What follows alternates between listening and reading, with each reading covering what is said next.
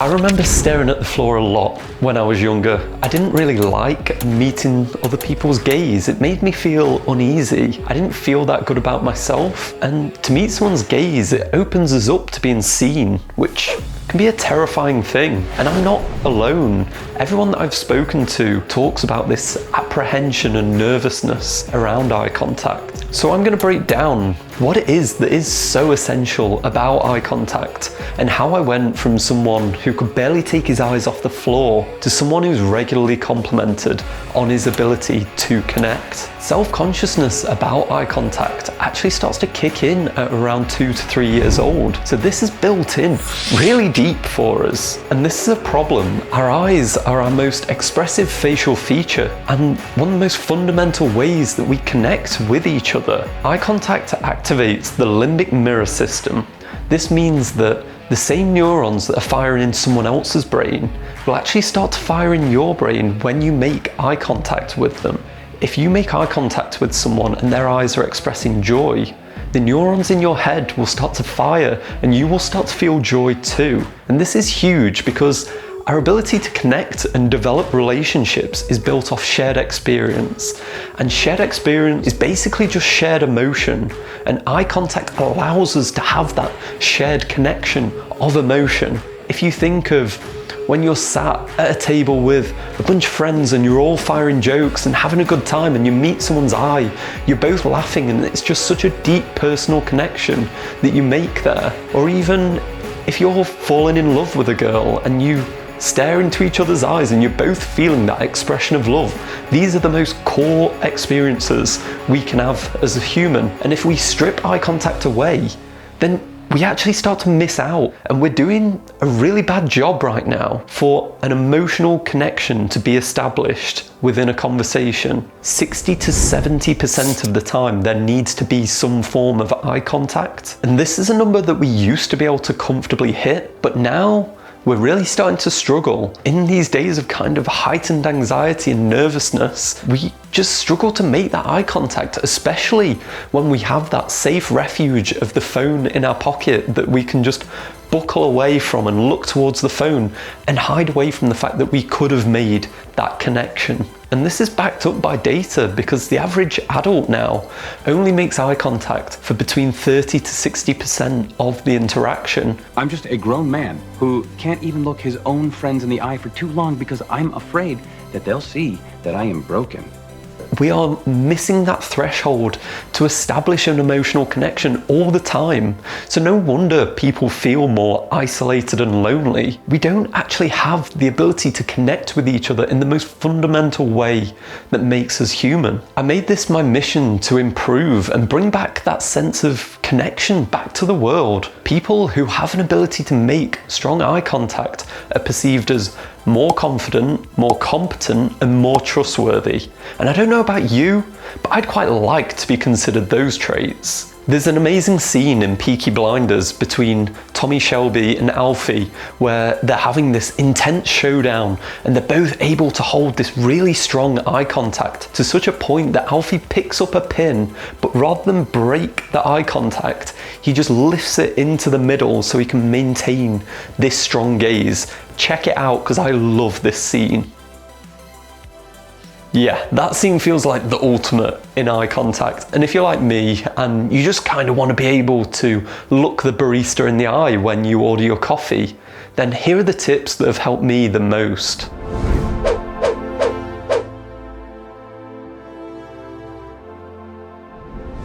The first one, see eye contact as a gift. And this because we all actually know how to look someone in the eye. It's not really a technical or mechanical issue. It's a psychological one. For me, the biggest change that I had was reframing how I saw eye contact. So it wasn't just, oh, I'm going to look at that person and I'm going to make them feel awkward or weird, or they're going to be triggering all these thoughts of what's going on, to actually seeing it for what it is, an attempt to establish that momentary connection with somebody that's kind of amazing and seeing it as a gift. I had this play out when I went to a show of The Lion King in this really ancient theatre, and it was really, really cool. And because we were feeling kind of cheeky, we actually snuck in a few bottles of wine. Clearly, we were a bit merry and not very smart about about it because we forgot to take a bottle opener. So I actually took the bottle and there was a little bar just around the corner, and I was like, okay, I don't know what the etiquette is here, but I asked him really politely if you could just open up the bottle, and he did, and he was really good about it. And I was like, oh, I feel like I should offer something in this situation. I didn't really want to pay him. That felt weird to try and pay him for something that was free and just didn't really involve any kind of transaction. So what I did was I looked him in the eye and truly thanked him for helping me out. And he lit up and he sort of put his arm around me and he just loved it. In that one moment, I realized that just the ability to offer someone eye contact is a gift, because it's something we're sorely missing. We live in the information age, and information is abundant. The thing that's really scarce right now, the thing that people will claw and dive towards if you're able to offer it, is that sense of connection. So if you can just start to see that eye contact, it's not something that's going to make other people feel bad. If you're able to do it and do it in such a way that people feel seen, they will love it. And that will allow you to see eye contact, not as something awkward, but as a gift. The next one is for if you're really starting at the bottom and eye contact is quite a terrifying thing for you.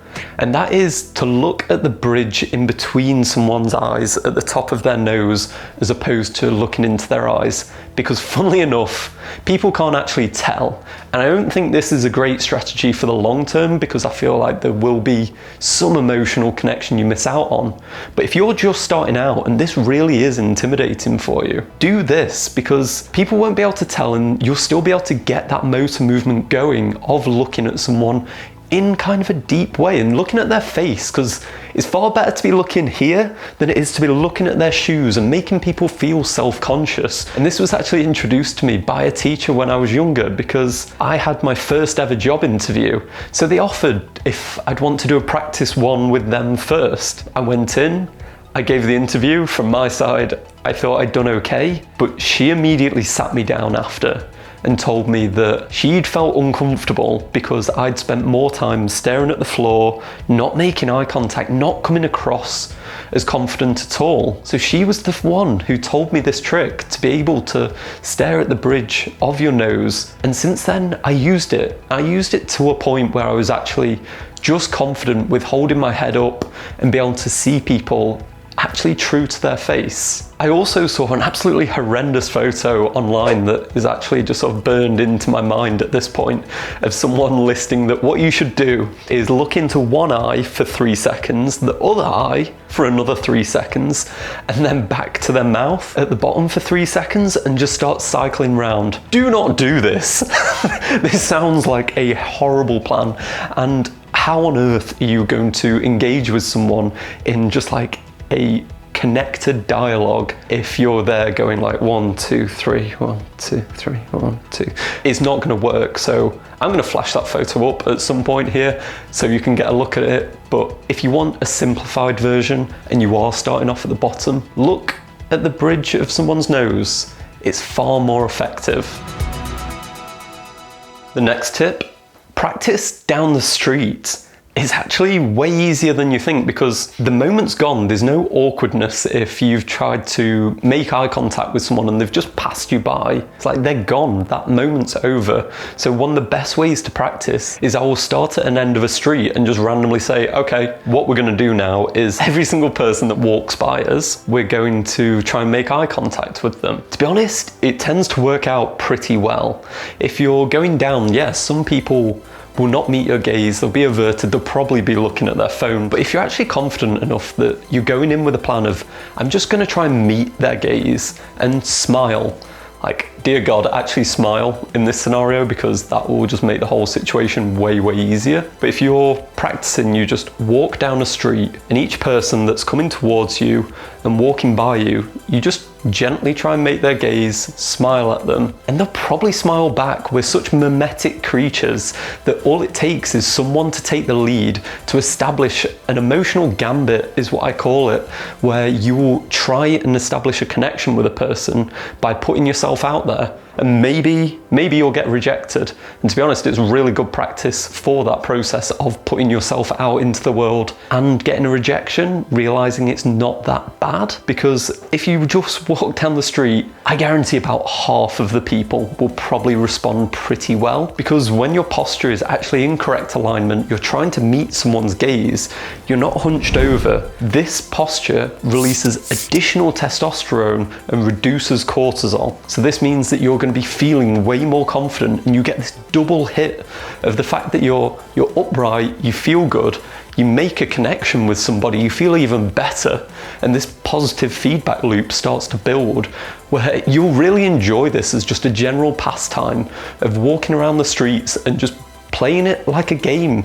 That's what I do. It's just like, I'm going to go out and see what connections can I make, because you might brighten up someone's day. You might even just brighten up your own day, because it only really takes one smile back and forth with a lock of eye contact to just release such a flood of positive emotion within your body. This is by far the easiest way to sort of build up your skill. So pick a street and just go out there and make some eye contact. My final one's a bit different, and that's to live an honest life. A lot of the times when we don't want to make eye contact with someone, it's because maybe we're hiding something, but maybe you've got to a point where just so much has been left unsaid between you and that other person that you feel like if you make that connection, it's all going to come flooding out. You clutter up your ability to connect with people the more that either you lie or you just don't address what needs to be addressed. If you think of a couple that are sort of living in a house together and they're just letting things pile up that they know they should be talking about, what they're going to do, they're going to walk past each other, they're not going to make that eye contact. You start to feel like you don't want to be seen, and the more you live a dishonest life, the less you want to be seen, because you think you're going to be exposed for everything that you're hiding. So one of the best ways to actually be someone that can establish eye contact is trying to live the most honest life you can, and try and portray yourself as close to who you think you are as you can to the outside world, because then it becomes so much easier to make eye contact. And this is what worked for me, because when I was that shy little boy that didn't feel good about himself, well, it was impossible to make eye contact because I didn't want anyone to see me, because I just wouldn't have been the right kind of person to do that. I was probably a bit more deceitful and shy. So one of the major movements that I did was just, if you start to tell the truth, you declutter your world. And when you've got an actual clean world, you can make real connections with people, and you can make eye contact because you're just not afraid to be seen anymore. So one of the best tips that I can advise is just try and build honest relationships, and the eye contact, that'll come with it. If you can master this skill, you can actually be a force for good in the world. You can offer something that very few other people are actually able to, and it's so in demand because we're all calling out to have those little moments of connection, and they can stay with you for a really long time. There are a bunch of memories that I have of just, whether it is walking down the street and just this old man came past and we just made that momentary eye contact and I saw him light up, or even when I was sat on a subway station in Marseille and a girl pulled up on the train, didn't get off the train, and we just locked eyes in between the window screen. We smiled at each other and the train carried on going. I still remember that, and it was just a nice moment. We lose out on something completely fundamental and core when we stop being able to make eye contact with each other. These are 4 pretty simple tips, but eye contact is simple. It's all psychological, and if you can push past that barrier that is holding you back from making what is the most fundamental human connection, you will always be so grateful for it, and so will the world around you, because you'll be that person that actually brightens up someone else's day, and maybe even your own day. So go out there and actually start making what is the most core human fundamental connection. Hey everyone, I hope you enjoyed the video, and if you did, throw us a like and subscribe down below. It really helps. And if you want to watch more videos that I know you're going to love, click the link right here. Peace.